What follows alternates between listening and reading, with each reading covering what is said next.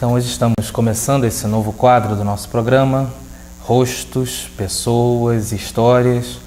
E estamos começando esse programa, esse quadro do programa, com uma pessoa que tem importância muito grande na nossa diocese, pelo seu trabalho no seminário, pelo seu trabalho na UCP, que é a Dona Ruth.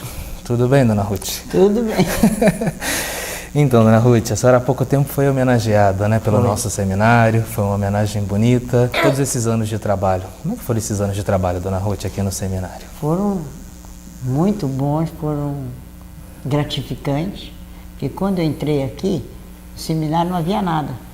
Ele estava a ponto de fechar as portas. A inspetora me disse, se você não tivesse entrado, esse seminário não existiria. Porque quando eu cheguei, que não vi nada na secretaria, eu tive que comprar todo o material, porque eu havia feito o curso de secretária em São Paulo, né, pelo MEC. Então, não havia notas, não havia livros, não havia nada. Então, comprei os livros, fiz o regimento escolar, que não havia também. Comecei a transportar as notas, estavam todas soltas, para organizar um fichário dos antigos alunos, que eram dentro de umas coisinhas, no envelope. Ali tinha toda a vida do menino, mas não tinha documento, não tinha nada. Então eu comecei, comprei as pastas, aí parti do zero. E quando a inspetora veio depois, ela falou, graças a Deus que você conseguiu melhorar isso daí. Quer dizer, eu encontrei uma situação que eu não esperava. Um seminário, mas coitado, eles não tinham. Eles faziam qualquer papel e pronto. Me admirei, porque o Dom Veloso tinha uma visão boa das coisas. Mas deixei uma fichinha desse tamanho assim, que está até hoje lá guardada, né? Porque arquivo morto a gente não pode desfazer. Então eu organizei tudo, comecei a comprar os diários de classe, para poder passar a nota e segurar. Então foi partir do zero, mas graças a Deus saiu direitinho tudo. O regimento escolar foi uma pena, porque quando nós fizemos, o padre Monsenhor Jorge, a irmã Nadora e eu, nós fizemos o regimento e quando mandamos lá para baixo para a Secretaria de Educação, quando devolveram, elogiaram, descavaram. Muito tempo não passava um regimento escolar tão bem estruturado. Mas a senhora organizou então a secretaria, mas a senhora também foi professora? O que a senhora gostava mais? Da aula, de organizar a secretaria? A secretaria eu organizava, mas como eu dava aula na faculdade, dava aula no seminário, geralmente as coisas da secretaria eu fazia em casa. Ficava de noite e depois trazia tudo para cá. À medida que eu fui diminuindo as aulas, aí eu pude me dedicar mais à secretaria. Mas a secretaria no começo era quase uma coisa secundária, porque eu tinha aulas de português, de francês, de latim, dando de manhã e de tarde, porque a gente tinha período de manhã e de tarde. Eu dava aqui, corria para a faculdade, voltava, no tempo que eu podia subir essa ladeira toda, que agora eu já não passo mais.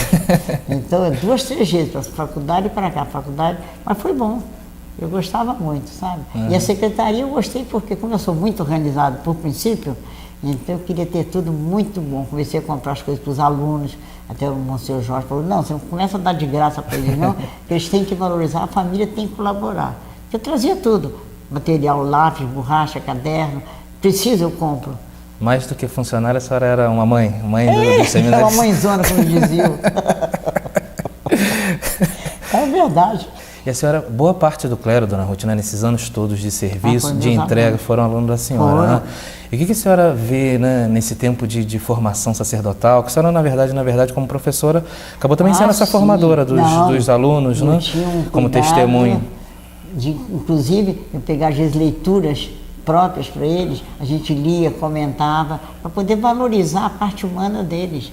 Porque, como sacerdotes, eles teriam que lidar com almas. Então, eles teriam que ter também uma formação completa. Não era só a formação intelectual. Eu fiquei com pena depois, quando eu parei de lecionar.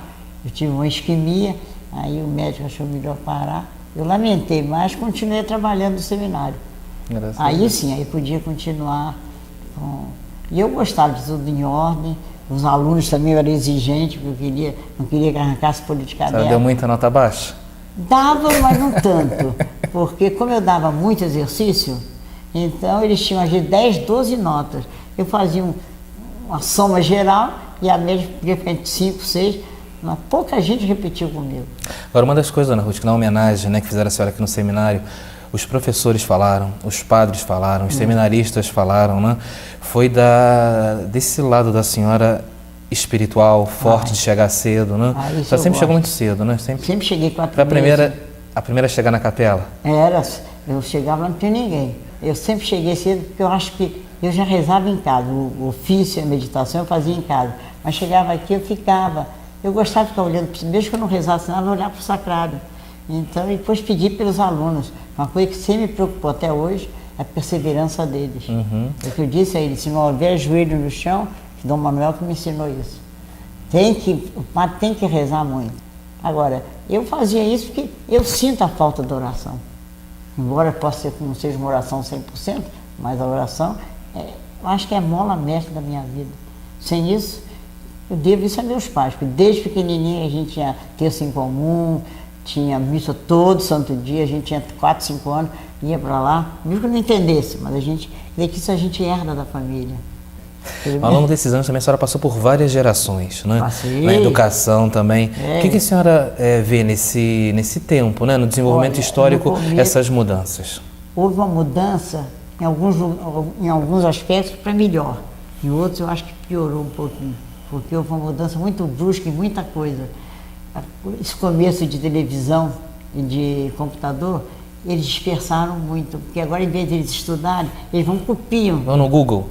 Então, eu acho que houve progresso. Claro que a educação não pode ficar parada, mas há muita coisa que eu acho que exageraram um pouquinho com essas criações novas aí, esses modernismos, né? Mas, porque eles me disseram, a senhora exige muito. Claro que exigia. Educar hoje, então, está mais difícil? Está mais difícil, porque eles hoje têm uma liberdade que antigamente a gente talvez fosse mais um burrinho de presépio, né? Que dizia amém a tudo, mesmo não gostando. A gente foi criado nessa educação. Agora, hoje em dia, não. Aluno dialoga com o professor, discute com o professor, eu estou com a razão. E a gente tem que chegar a conhecer que eles estão, de fato, certos e nós estamos errados. Tem que reconhecer isso. Porque muitas vezes custa, porque a gente aprendeu uma coisa, hoje em dia, com a mudança, que às vezes a gente não acompanha, porque a gente é tradicional, então o aluno vai para frente. E com essa dificuldade, bom, também tem as suas alegrias, né? Esses anos todos, tantos alunos, tantas alegrias, tantas homenagens. Mas educar, para a senhora, é uma vocação? Eu acho que se a gente não tiver vocação, não educa. Porque no meu pensamento, eu queria ser médica. Meu pai não deixou. Ele falou, não, você não tem estrutura, que agora eu engordei, mas eu era muito magrinha.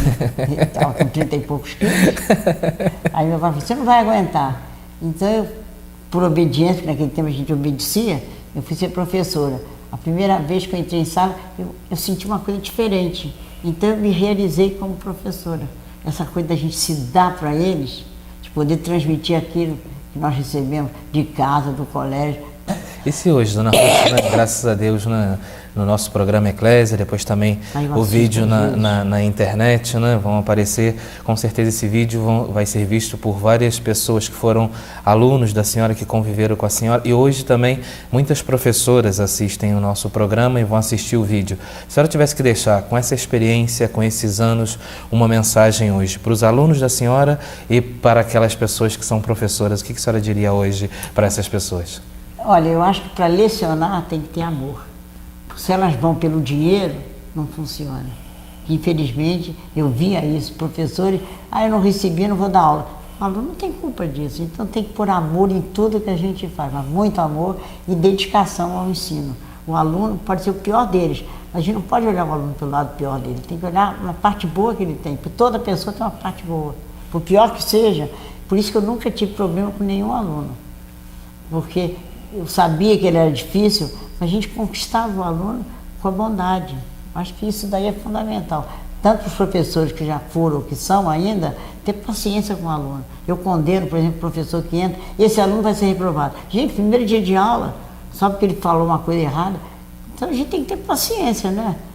Eu sei que a paciência é uma virtude que eu tenho, mas com o aluno eu tinha muita paciência. Eu consegui levá-los a produzir. Olha, nesses 30 e tantos anos de faculdade, só tive um caso de uma aluna que tentou ir comigo e contra, ela chegava, ela era problemática, a menina, fazia o tratamento com a Sandra e tudo. E ela chegava com os pés em cima da carteira, eu chamava a atenção dele. Ela falou, a senhora lembra minha mãe, não quero saber de nada. Então ela me enfrentava. Mas depois de tanto eu cuidar dela e não levar isso a sério, no fim ela tornou-se minha amiga.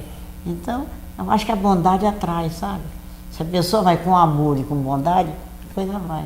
Coloca amor onde não tem amor Isso. e colherás amor. E distribui bondade também. Então, deixa uma mensagem então para esses alunos, para esses padres que passaram pela senhora. O que a senhora diria se tivesse todos eles hoje, né, nesses 30 anos, né, na frente da senhora hoje? Não, que eles levassem a sério o que eles aprenderam dos professores, não só de um professor, mas dos professores, e que pusessem em tudo que eles fazem amor e confiança. Confiar em Deus, porque sem Ele a gente não é nada, e que eles fizessem por fazer crescer. A gente nunca pode fazer rebaixar ninguém. Tem que elevá-los sempre, por pior que eles sejam, tem que chamá-los a fazer crescer. O exemplo convence. O exemplo convence. E o testemunho também, né, dona? Também. Então, dona Ruth, a gente agradece o testemunho da senhora, Certo. o exemplo da senhora, né, nesses anos aqui no seminário, nos anos na UCP, e o que a senhora fez, né, não parece, às vezes a senhora pode, né, pensar em tantos alunos e tantas situações hoje, mas realmente são tantos alunos que passaram pela senhora que hoje estão em Petrópolis e estão na diocese fazendo um bem muito grande para a igreja. Claro. Então, eu agradeço realmente a senhora, né? O bem que ele faz. Com certeza. Ele é um aluno excelente meu. Então nós agradecemos realmente a participação da senhora, né? Eu sei da dificuldade da senhora para estar aqui presente no programa, né? A senhora relutou, mas nós agradecemos. Eu gosto disso, sabe?